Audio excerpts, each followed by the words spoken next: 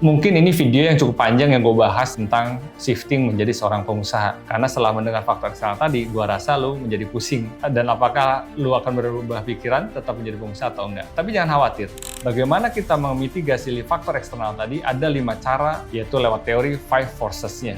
Yang pertama adalah, dan ini memang seharusnya kita jadikan sebuah referensi juga sebelum kita betul-betul keluar dan shifting dari pekerja menjadi seorang pengusaha.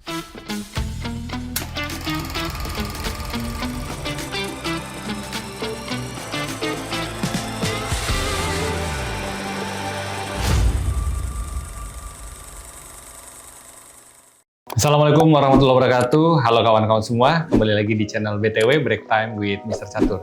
Channel yang gue tujukan untuk menemani waktu break time lu, semoga lebih manfaat, semoga mendapatkan insight, dan semoga bisa mempermudah dalam mengambil keputusan yang strategis karena gue bagiin pengalaman-pengalaman praktis yang gue alami atau orang-orang terdekat gue yang bercerita ke gue. Kita lanjutkan pembahasan di video-video sebelumnya bagaimana kita menjadi seorang pengusaha. Setelah ada step pertama dan step kedua, maka di sini gue share step ketiga untuk menjadi seorang pengusaha. Step ketiga adalah tentang faktor eksternal. Sesuatu yang di luar kondisi lu, sesuatu yang di luar dari apa yang lu miliki. Dan ini memang seharusnya kita jadikan sebuah referensi juga sebelum kita betul-betul keluar dan shifting dari pekerja menjadi seorang pengusaha. Gue sering bilang bahwa faktor internal itu ibaratnya adalah sebuah fondasi. Tapi faktor eksternal itu seperti cuaca di luar yang kita harus lihat. Apakah akan hujan, apakah akan badai, apakah akan terang, apakah akan berangin atau sejuk, dan lain-lainnya. Nah, bagaimana kita membaca faktor-faktor luar tersebut, itu juga merupakan sebuah seni yang harus kita kuasai agar kita bisa berjalan dengan mantap dengan perlengkapan yang sesuai. Seperti misalnya tadi, kita akan keluar rumah, cuaca kita lihat akan mendung dan mungkin akan menjadi hujan besar, maka kita persiapkan payungnya, kita persiapkan jas hujan misalnya, atau kita atur agendanya agar kita tidak melakukan kegiatan-kegiatan di luar ruangan yang bisa mengakibatkan kita terkena dengan hujan itu sendiri. Meskipun framework ini berasal dari tahunan yang lalu, tapi menurut gua framework ini memang masih relevan. Dan nggak ada salahnya gua akan gunakan framework ini buat teman-teman semua bagaimana menghadapi faktor eksternal sebelum betul-betul kita pindah kuadran. Framework yang gua maksud adalah framework PESTEL. Dan mungkin di antara kita semua ada yang sudah mendengar atau bahkan ada yang baru mendengar. PESTEL ini singkatan dari politik, ekonomi, sosial, teknologi, environment, dan legal. Ini adalah 6 faktor eksternal yang harus kita juga belajar cara membacanya. Mungkin tidak semuanya kita langsung tahu bagaimana cara membaca dari setiap faktor-faktor eksternal tersebut, tapi setidaknya kita mulai saat ini aware atau sadar bahwa faktor-faktor eksternal akan sangat mempengaruhi. Kita mulai dari yang pertama, P atau politik. Political itu berkaitan dengan sebuah stabilitas kebijakan sebuah negara. Di mana lu hidup, di mana lu akan memasarkan produk lu, di mana lu akan membangun usaha lu. Misalnya gini, lu akan bangun usaha lu di Indonesia, maka lu harus patuhi betul-betul, lu perhatikan bagaimana kebijakan politik yang sedang berjalan. Karena bisa jadi satu pemerintahan dengan pemerintahan yang lain akan memberikan kebijakan-kebijakan yang berbeda. Misalnya aja, kemarin kita lihat ada kebijakan kenaikan PPN 12%. Apakah ini sudah menjadi faktor yang lu pertimbangkan atau belum? Atau misalnya, ada kebijakan pemerintah yang menghapus semua utang UMKM dengan nilai tertentu di bank-bank negara. Tentu ini apa dampaknya, efeknya buat usaha lu? Apakah akan menimbulkan kompetitor atau hal lainnya? Gua nggak tahu. Tapi setidaknya, faktor eksternal yang P ini juga penting lu perhatikan karena sangat berpengaruh dengan usaha yang akan lu jalankan. Dan seandainya usaha itu adalah untuk ekspor keluar, maka juga faktor politik kebijakan luar negeri di negara tujuan lu yang akan lu pasarkan itu juga perlu menjadi sebuah perhatian. Bagaimana caranya lu dapat informasi tersebut? Lu rajin-rajin buka situs-situsnya.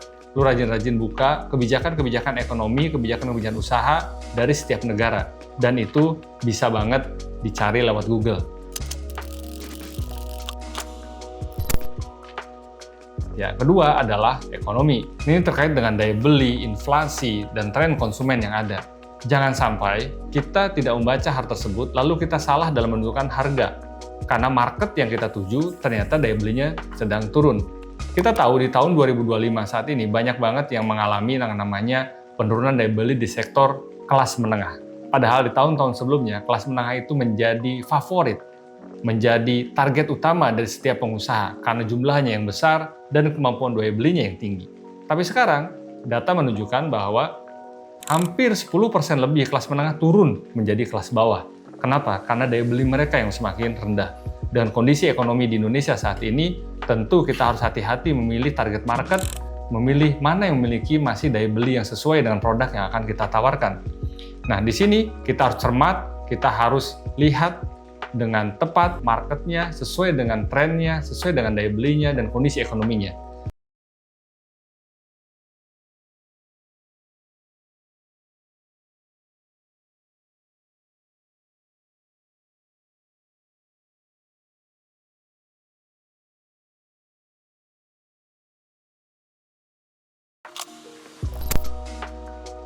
Yang ketiga, S-nya, yaitu sosial.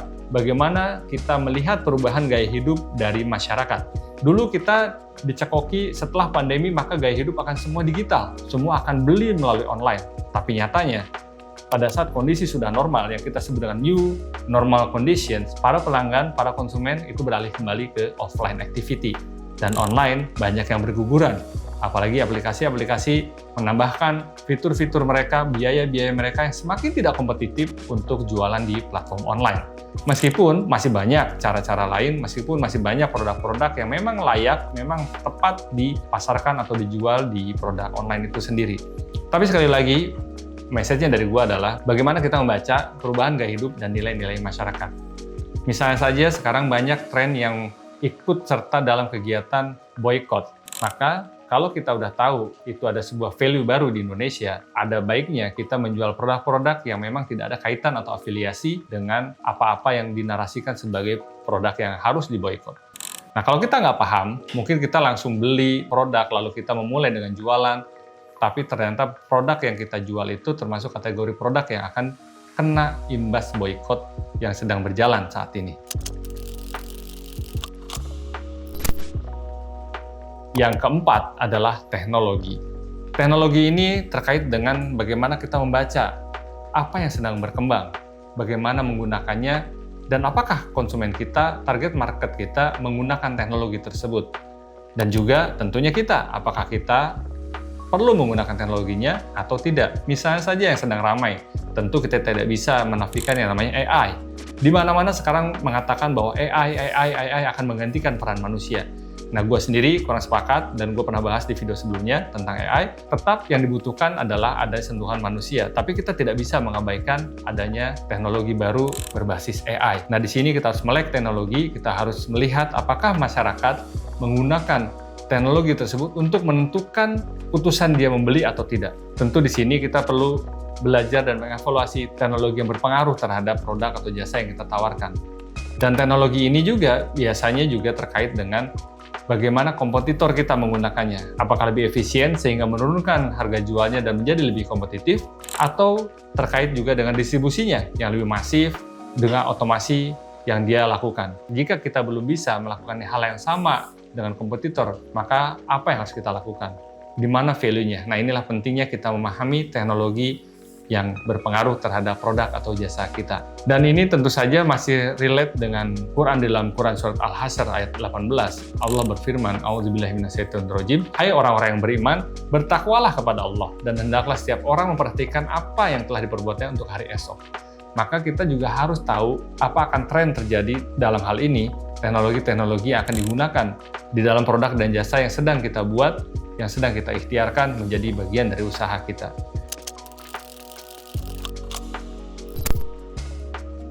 Kelima adalah environment atau faktor lingkungan. Ini faktor eksternal yang juga kita nggak boleh abaikan gitu aja. Karena pernah nggak sih dengar kita namanya ESG condition, di mana semua perusahaan wajib comply atau sesuai dengan ESG tersebut, yaitu Economic Sustainable Growth. Ya, bagaimana kita bertumbuh secara ekonomi, secara sustain, tapi tidak melanggar hak-hak lingkungan. Kita memenuhi aspek-aspek yang Secara perundang-undangan, secara aturan-aturan masyarakat, lingkungan itu menjadi sesuatu yang sangat penting.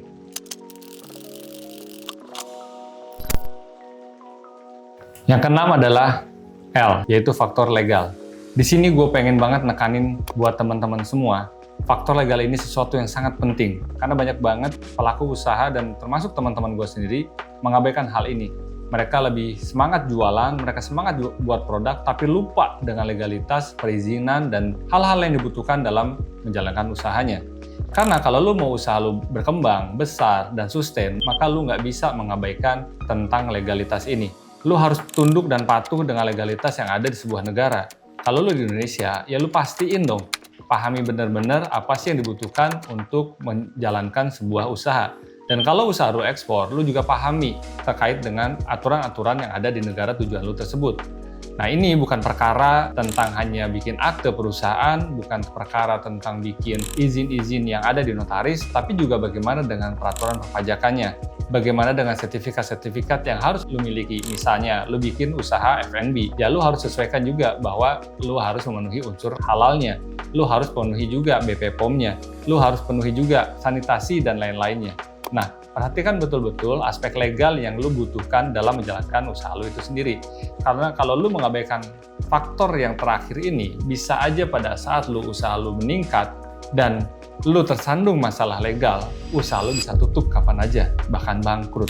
Nah, ini juga yang pernah gua temuin temen gua udah kasih tahu bahwa setiap perusahaan harus misalnya mendaftarkan BPJS untuk karyawannya. Dan di situ juga ada aturan UMR. Mungkin pada saat lu masih mulai usaha, hal itu nggak apa-apa, lu abaikan, lu nggak harus UMR. Karena memang ada aturannya. Untuk perusahaan yang omsetnya tertentu dalam 1 tahun, masih diperbolehkan membayar gaji pegawai di bawah UMR. Nah, tapi kalau lu udah melebihi dari batas yang ditentukan oleh pemerintah, maka lu nggak bisa abai. Lu harus gaji pegawai lu sesuai dengan aturan yang berlaku, yaitu UMR.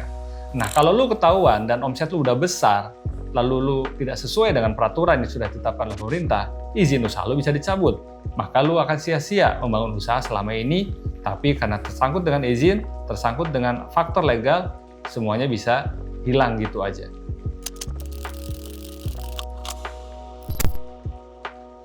Mungkin ini video yang cukup panjang yang gue bahas tentang shifting menjadi seorang pengusaha.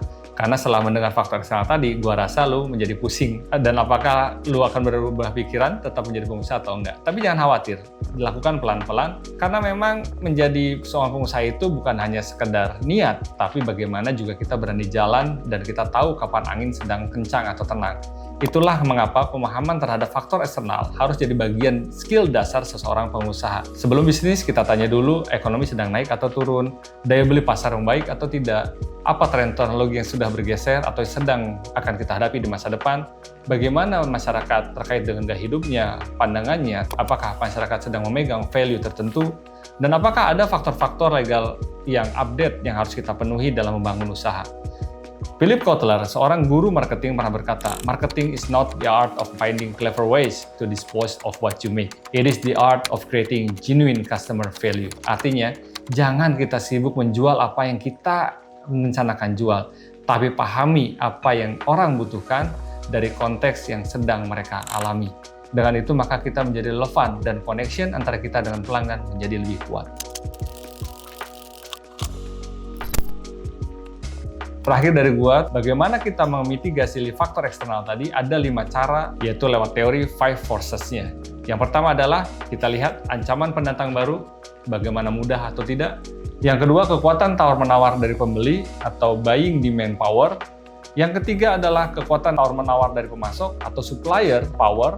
Yang keempat, ancaman produk pengganti atau trade of substitute product. Apakah akan mudah digantikan produk yang kita jual itu atau memang tidak mudah diduplikasi dan tidak ada penggantinya.